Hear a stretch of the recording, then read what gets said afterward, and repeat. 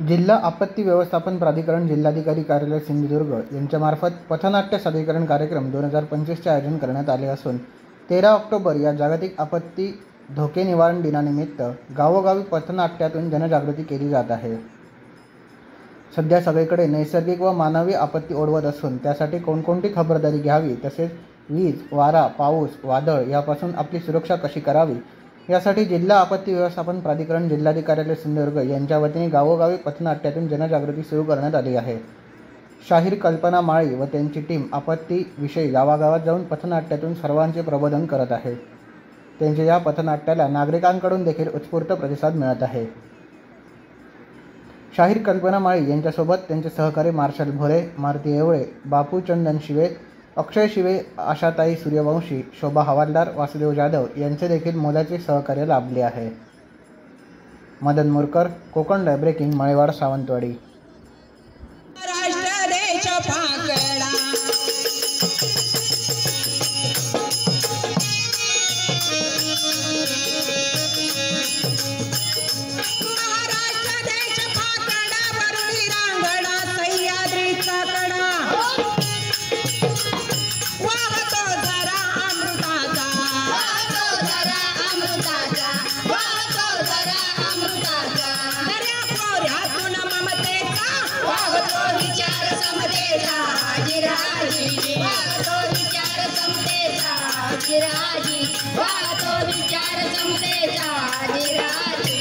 असा आपला महाराष्ट्र, धनधान्याने समृद्ध असा महाराष्ट्र, असा आपला हा तळ कोकण किती समृद्ध, काय वर्णावी ख्याती आपल्या या कोकणाची मंडळी।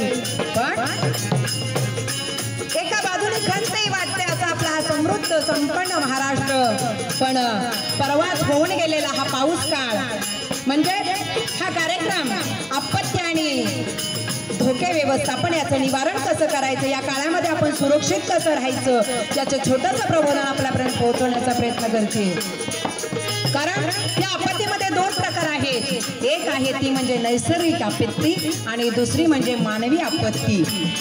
कारण परवा अतिवृष्टी झालेली आहे, काय काय ठिकाणी भूकंपाच्या हादरे सुद्धा बसलेले आहेत, काय काय ठिकाणी विजेच्या कडकडाटानं वीज पडून काही लोकांचा मृत्यू सुद्धा झालेला आहे।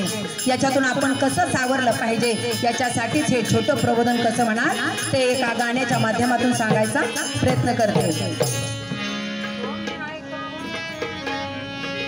तुम्ही ऐका हो सुजन। नमस्कार, मी शाहीर सौ कल्पना माळी, मुक्काम पोस्ट तळवली। आज आम्ही इथं पथनाट्य सादर करण्यासाठी आलेलो आहोत।